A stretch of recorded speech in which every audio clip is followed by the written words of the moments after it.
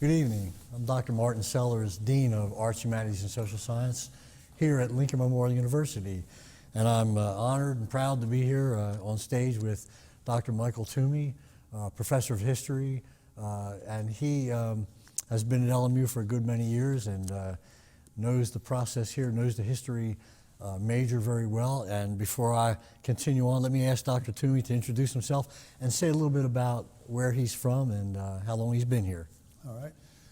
13 years, you're right. It's been a long time. My name is Dr. Michael Toomey. I'm Professor of History at Lincoln Memorial University. Been here 13 years. During that time, I've taught mostly the Lincoln Life and Legacy courses, upper level history courses, and the survey courses in history as well. Originally from Memphis, Tennessee, is where I was born. Moved to the Chattanooga area when I was a kid. Came up here in 1982 to attend graduate school, and I liked it so much I've just stayed in the area ever since. Wonderful. Well, I'm glad you have. You added so much to the curriculum here and the learning that's happened to so many of our students who've gone through the history major and others. I know you're very interested in Appalachian history. And I know, the Appalachian region is from way north of here to way south. And I wanted to ask you in that regard, what makes you interested in Appalachian history? And tell us a bit about that region, its size, and what it covers. Well, there's two definitions for Appalachia. One is the huge region you've just referenced. The Appalachian Regional Commission has defined that as extending all the way up into New York and all the way down into Georgia and parts of Mississippi.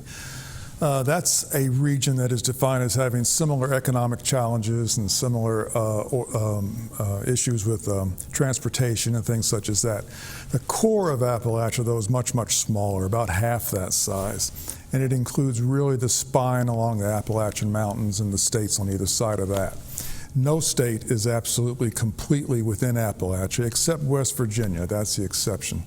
Every other state has to deal with problems that include Appalachian problems, but also include problems that extend all the way to the different cultures along the Mississippi River. Tennessee is a good example. Mm-hmm. Tennessee has Appalachia as a very distinct part of its eastern section, but you move all the way into Middle Tennessee and especially over to the West Tennessee, a whole different culture over there. Yeah, I was in Missouri for quite a while, and before I came here, and most of the folks, if I mention Appalachia, they think of the Appalachian Trail, which is the region you're speaking of, way north down all the way to Alabama and Georgia.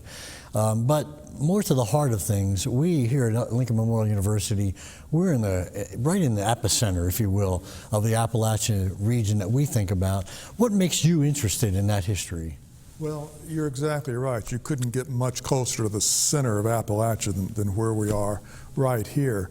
And I've been interested in Appalachia for about 25 years or so now, but it's really only about that long since it's been its own separate academic field of study. It's fairly recently, as academic fields go, fairly recently come to be recognized as something worthy of its own focus, and that's when I kind of picked up on it. When that realization kind of came around, you started seeing people talk about Appalachia as a distinctive region with distinctive origins and distinctive problems and distinctive culture and distinctive people and just a very special, unique area. I picked up on it about then. Well, I know, since your time here, you have been distinctive in creating a minor in Appalachian Studies, I think it's called. And the Appalachian Studies minor allows a lot of our students, any of our students, to add that if they have the number of credits available to them. Why is that an important minor, and how does that help students, let's say, as they move on to a job somewhere? Sure.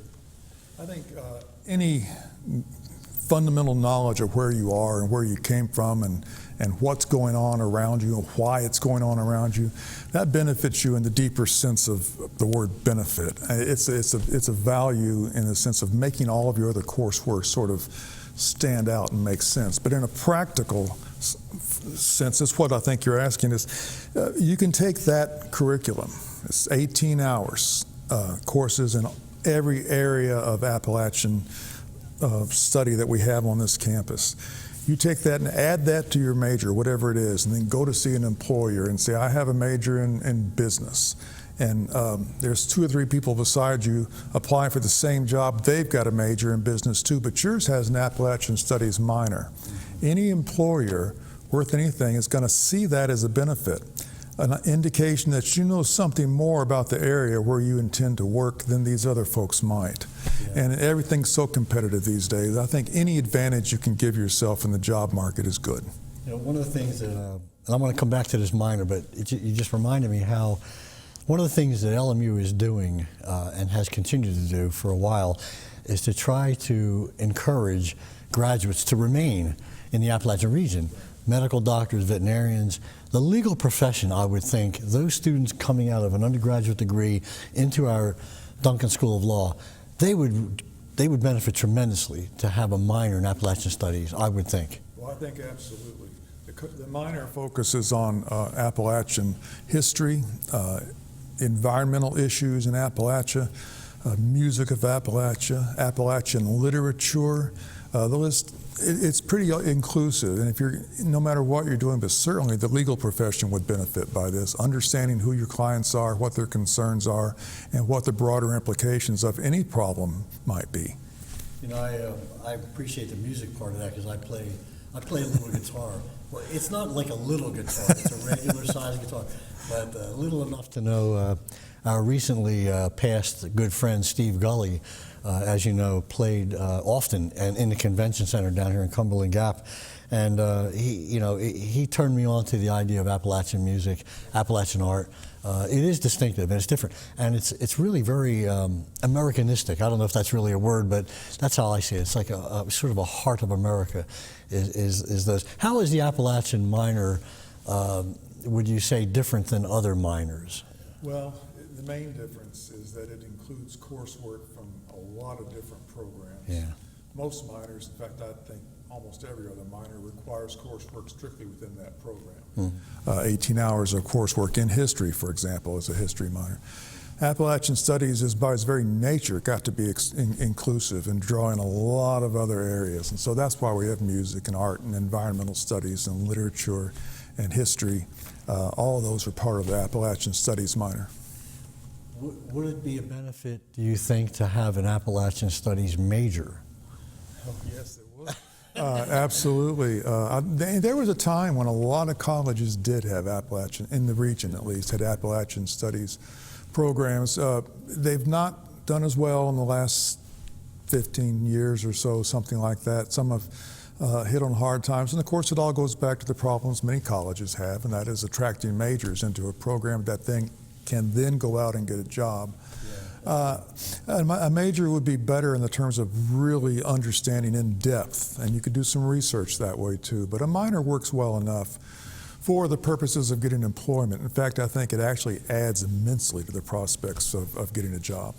Not long ago, we had an application search, as you know, for an English position, and one of the things we were asking was someone who was interested in or had an interest in or had knowledge of the Appalachian region, because we thought literature here is phenomenal. I just read a book called The Doll Maker by Arnow, and it's a book. The book is about this thick. I mean, it's really, but boy, the detail of the way that people speak and think and communicate is just so beautiful. I wanted to ask you this also, thinking about the Appalachian region.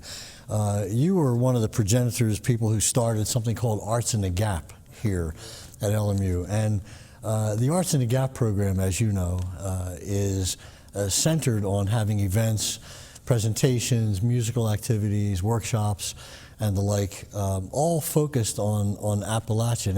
I'm reminded of this as you spoke about the minor and the many different and varied and wide-ranging scope of courses that are in the Appalachian minor, Appalachian Studies minor.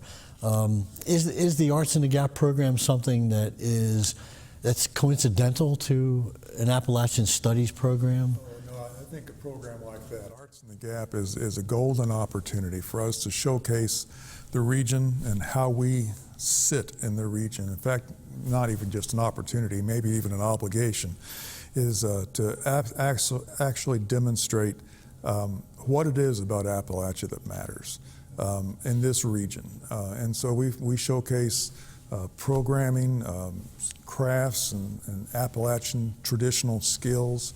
And we also take it more into the current period too, understanding that if this college is here, we're part of Appalachia too. And so we do music that may not be considered strictly Appalachian and sometimes, and other types of programming that might not be considered strictly Appalachian in the traditional sense, but absolutely worthy of being included in Arts in the Gap. It's a very good program, and one that I'm really anxious to see it grow. We are, and I know you were very important in the development of that program for many years.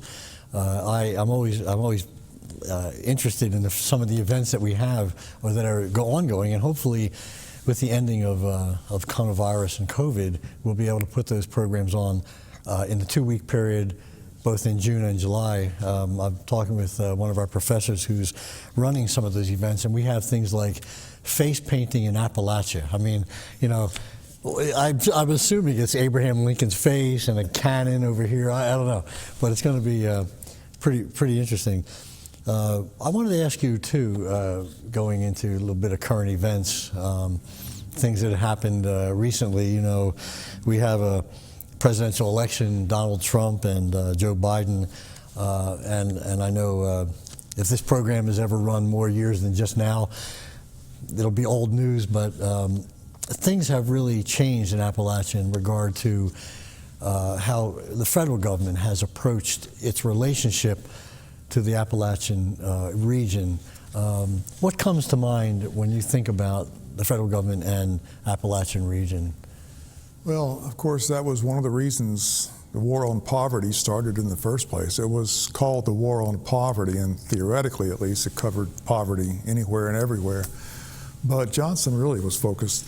What initially motivated Kennedy and Johnson was the concept of Appalachian poverty. And so there was a move to try and do what was possible, at least, to bring in better roads and better jobs and better services of all sorts. And there's been some progress there, too. So there's been a good positive relationship, but at the same time, there is sometimes a tendency in Appalachia to wonder how much government is too much government, if maybe even already past that point. So it's a push and pull thing, and well, the region depended upon coal industry for many years. And I think we would agree, most would agree, that the coal industry has declined. So what happens next? Yeah, that's what we all wonder. I mean, we'll always need coal. That's the first and foremost thing. We're never going to be able to wean ourselves away from it completely. But by the same token, we'll never be where we were 50 or 70 years ago either. Coal we've got, it's a finite resource. No matter how else you look at it, at some point we're going to have to consider other options. And the jobs that were here when coal was in its heyday are gone, a lot of them, and they're not coming back. And so what are the options? What can the federal government do to stimulate other sort of economic activities in Appalachia that would replace those jobs? And it's a good opportunity, I think, to ask that question, start that dialogue. Yeah. I wonder, some of the argument by both of the candidates, pro and con, for and against the coal industry.